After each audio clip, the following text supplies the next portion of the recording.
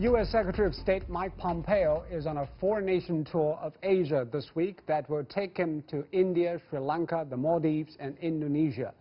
Accompanied by Secretary of Defense Mark Esper, Secretary Pompeo is attending the third 2+2 meeting with Indian foreign and defense ministers. Well, the trip is the U.S. administration's most assertive attempt to contain China in the vast trans-regional space of the Indo-Pacific, which is increasingly emerging America's unofficial policy for the region. But can anything of substance emerge from the meeting just 1 week before U.S. presidential elections? Will Secretary Pompeo be able to forge an alliance capable of containing China? And how should China react? To talk about the 2+2 meeting and the Asian tour of Mike Pompeo, I'm joined in the studio by Victor Gaozhikai, Chair Professor at Suzhou University and Vice President of the Center for China and Globalization via Satellite, by Professor Swaran Singh of the School of International Studies at Delhi's Jawaharlal Nehru University, and Professor Klaus Laris of the University of North Carolina. That's our topic. This is Dialogue. I'm Zhou Yue.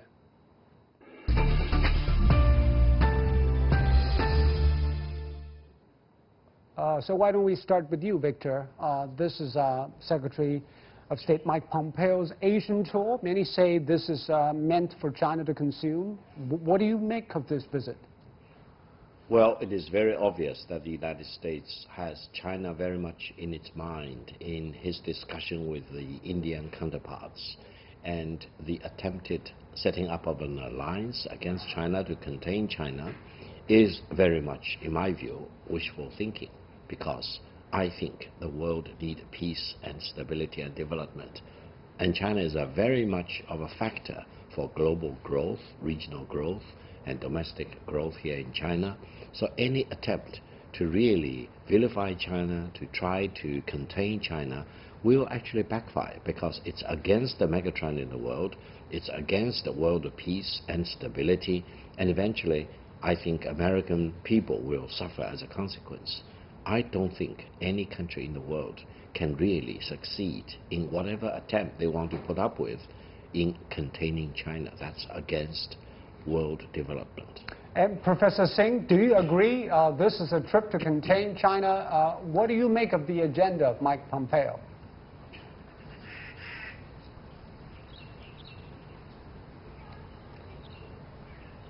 I think, first of all, I think it's not very accurate to describe it as Mike Pompeo's tour of Asia. It's a 2+2 dialogue, which is an ongoing dialogue, and this was the third edition. Because once we begin to look at this as a Mike Pompeo tour, then his personal political ambitions perhaps become far more influential in what he says. And if you noticed the address to the press as the four senior officials spoke at end of their discussions, only Mike Pompeo mentioned the Chinese Communist Party thrice. Otherwise, the mention of China was not even made in that press interaction. At the same time, it's not denying that, especially on the United States side, the consciousness of restraining China is writ large and very strong. To some extent, given the border tensions between India and China, that consciousness definitely also must have made Indian side engage their US counterparts on dealing with China issues.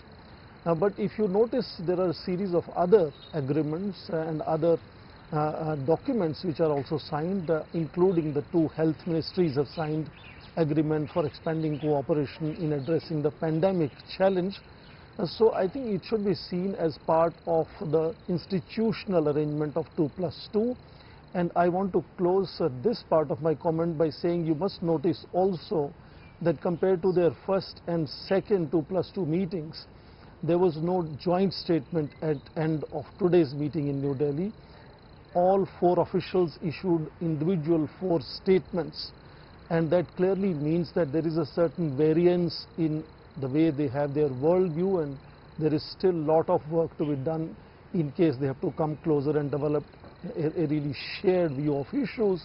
And when I say the variance exists, it perhaps also is a variance on how they both wish to deal with China. So India and United States perhaps still have very different ways of looking at addressing their respective China challenge.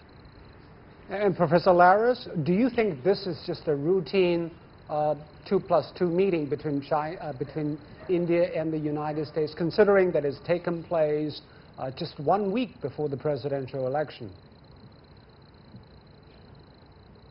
Yeah, this is very true. No, it has a domestic and a foreign policy dimension, and the domestic dimension is clearly guided by the forthcoming presidential election.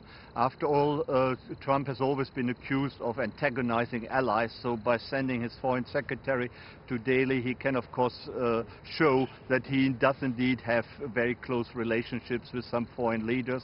Then you should remember that he has accused of Joe Biden of being weak on China, so by going to India, by maybe drawing India away from close relations with China, he wants to demonstrate he is tough on China. And then thirdly, perhaps Kamala Harris, the vice presidential candidate, she is of course half Indian, she has Indian parents, so that counteracts what the advantage Biden has with the Indian community in the United States.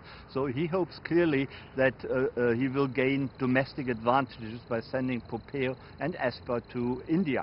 There is a foreign policy dimension, of course. He wants to strengthen Indian-American relations. That is a third meeting, as has been said. And he wants to intensify defense relations, strategic relations, intelligence sharing, which is very important. And that, of course, means it is directed, at least indirectly, against China. He wants to draw India closer to the United States and away from China. But India has traditionally a non-aligned status. So I don't think that India wants to be seen as becoming a close ally of the United States. Of course, India needs defense cooperation. It has made many purchases, many military purchases, I think to the value of $20 billion recently, and it appreciates the attention by the United States. It is, as you know, in a conflict and a standoff with China in the Himalaya. There are other problems with China, economic problems. Then TikTok has been banned in India. So there is a lot of tension and friction between India and China, but I don't think that India just wants to jump into the American camp. They want to play both sides, as they have traditionally done, and maybe Trump is trying to prevent that and to draw India closer to the United States. And Professor Singh, I want you to respond to that. Has India changed its strategic thinking on China and the U.S. relationship? Because the latest news is that India already signed a military agreement with the U.S. for the sharing of satellite data, top security information with each other. Will that change the balance in this part of the world? Professor Singh? There is absolutely no doubt. There is absolutely no doubt that in last 15 years, since 2005, when they first signed the Defense Framework Agreement, they have come quite far, and both have developed a fairly serious defense cooperation relationship.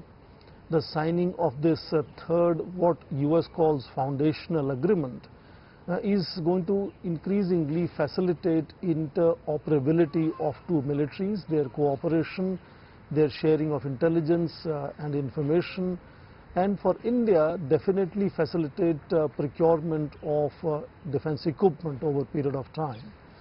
But if you want to underline the fact that India has changed with enormous caution. If you notice, India's relationship with Russia, particularly, which is the other source of military supplies to India, also remains very robust.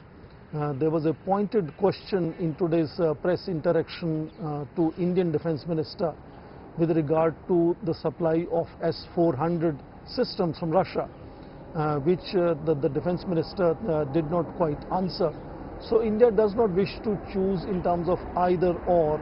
India wants to develop relationship with several major powers around the world. So India has been procuring defense equipment from France, from Britain, from Russia, it continues, and of course the United States has become certainly much more attractive destination. So reports are saying in last 5 years, 5-fold increase in imports of defense equipment from United States. That remains the main attraction for United States to engage India. Other than, of course, they want to see that India joins them in their anti-China tirades, or if you want to call it contain China strategies. But there is a very clear distinction in how India looks at the situation. India has repeatedly said that we don't want to see any role of United States in India-China relations, which are completely autonomous, and that we can bilaterally resolve our challenges. But at the same time, we also understand that if United States is willing to provide India intelligence, information and equipment, India will be happily willing to accept that, of course, to does that expose India defense, to over-reliance on intelligence from the United States, and that will probably be used as a leverage by Americans against Indians?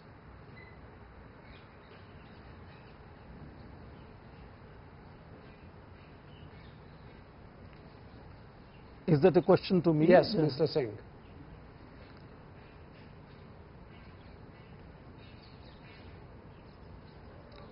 Yes, indeed. Relations are always reciprocal. So it is not to say that India will be only taking the benefits. There will be, of course, costs attached.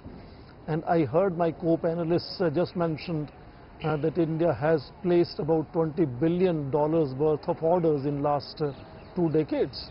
So yes, there is going to be costs. India will be increasingly, for example, aligning its Indo-Pacific strategy with United States. But as India inches closer to United States, given its fresh perception of the China challenge, India remains very conscious of strategic autonomy. India had started informal summit meetings with China. There was a very different relationship, which has come under cloud since early part of this year, given the border tensions. And that will, of course, kind of create situation where US and India find themselves coming closer to each other. But India aligning with United States remains a very difficult proposition, because India is far too conscious of strategic autonomy. And therefore, India will continue to have relationship with other major powers, including Russia and China. And of course, if we have difficulty in those relationships, we will look at bilateral channels to resolve those issues. And that has been repeatedly underlined by Indian leaders, even to the United States.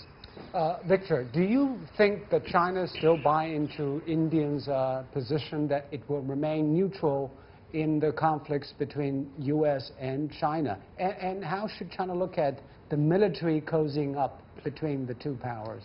Well, we are facing with rapid changes and fast changes in the world, in the international relations. Now, talking about India first, if you allow me, I think India is a great country, it's a great nation, great civilization, and India is a leader of the non-aligned movement. So if any politicians in India who decide to give up their leadership in the non-aligned movement and subjugate India into a second fiddle, in the camp of the United States, I don't think that will serve the fundamental interest of the Indian nation and the Indian government. Now, talking about the United States, I think there is a level of desperation and hysteria in Washington which try to hold China down, but that's not possible. Because, as Dr. Henry Kissinger emphasized, the war should not be an option between China and the United States. And both countries need to figure out a better way to get along with each other. And therefore, if the United States really want to provide urging and aiding and abetting to the Indian side in the militarization of India against China, first of all, it's against India's fundamental interest, because I fundamentally believe the Chinese nation and the Indian nation will have enough wisdom to solve their differences. But I have to challenge you, because there is an increasing nationalist sentiment in India right now against China, especially after the border scuffles in June and August. It seems that there is more reasons now for Modi to choose a more nationalistic approach against China. Well, that may be the situation in India right now. However, even Prime Minister Modi emphasized that as far as the June the 15th incident was concerned, it didn't happen on the Indian side of the line of actual control. The Chinese soldiers didn't intrude into the Indian side of the line of actual control. The casualties, very unfortunately, happened on the Chinese side of the line of actual control. That's But India didn't think of that. Well, whether the populations in India accept that or not, that will not contradict with the realities on the ground. Because I think there is no reason why should China move its soldiers into the Indian side of the line of actual control. China and India for thousands of years have no problem along the border regions.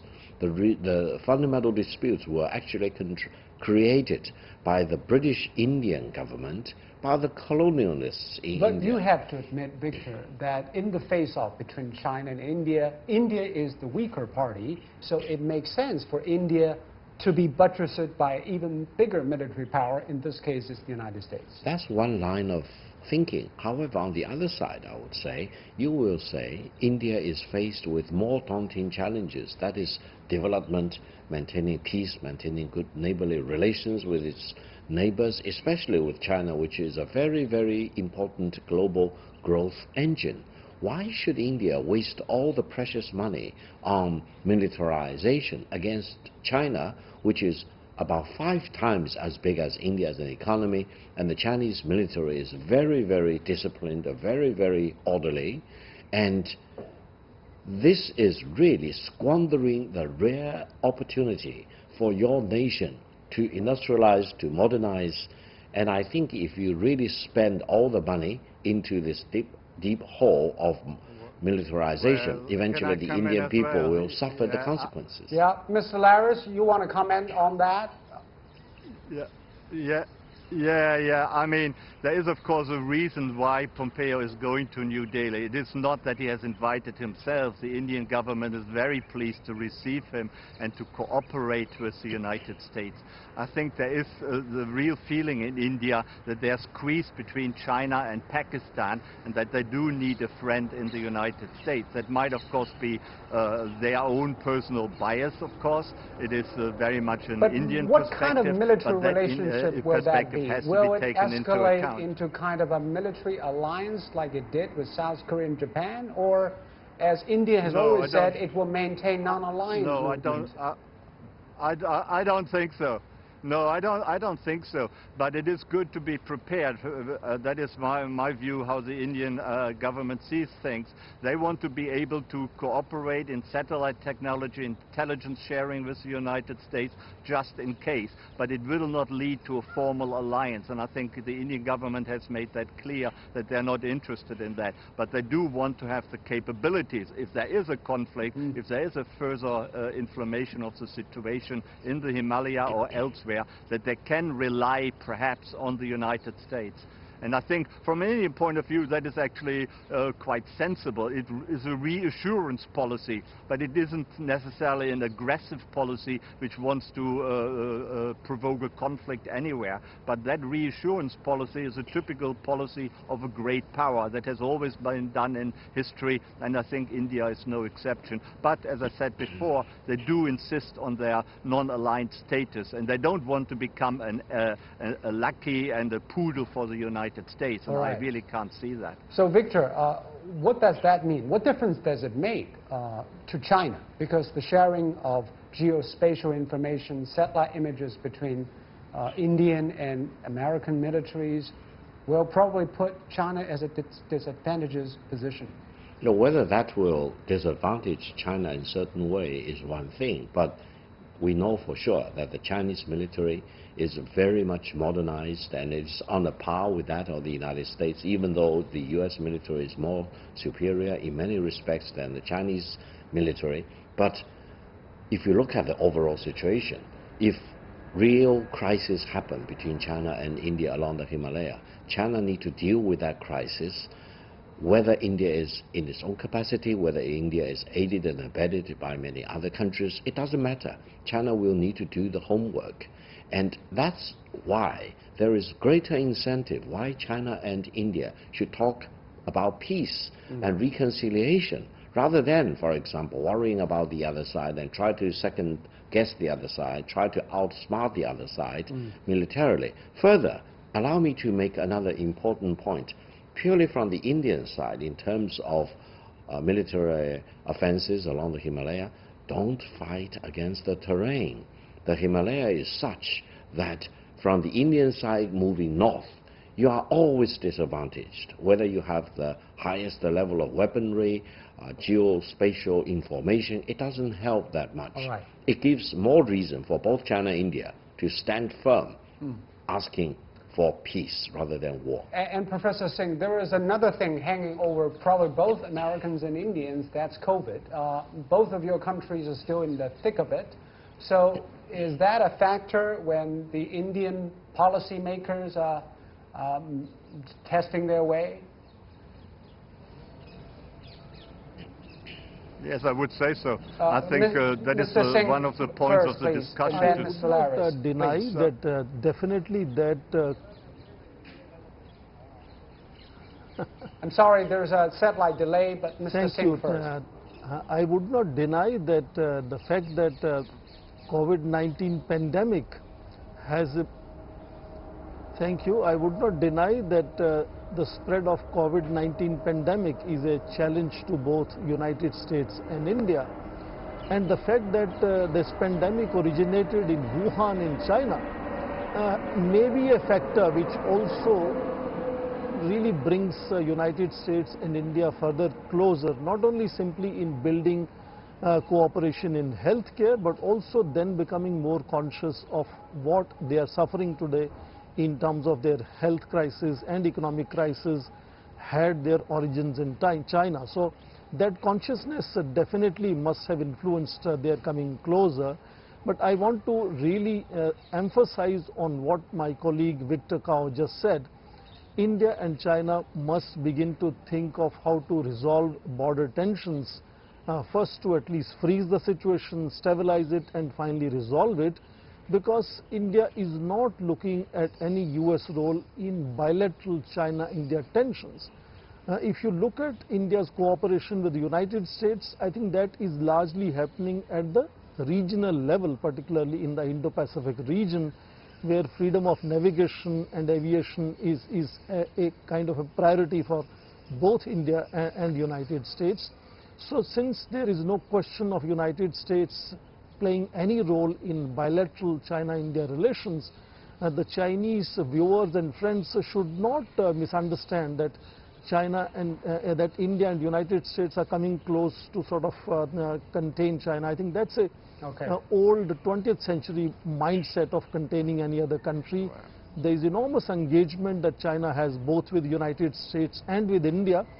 But I want to close my comment by saying the fact that tensions have continued on border with China has really influenced India's both thinking about China and perhaps also, created situation of India getting closer to United States. So if China has any concerns of India moving closer to United States, then I think Chinese should begin to think on how to resolve the border tensions as soon as possible, so that India can go back to its own equilibrium, where India wants to have good relations with all major powers, including Russia, including China and United States. So to come back to equilibrium, India will have to first see peace being recreated. Yes, Mr. Laris, in order to save time, because there is a satellite delay, I want you respond to the COVID thing, and also because this is not only Indian visit, Pompeo will also, and Esper will also visit Maldives, Sri Lanka, and Indonesia. Do you think this is a continuation of the Indo-Pacific strategy of the U.S.?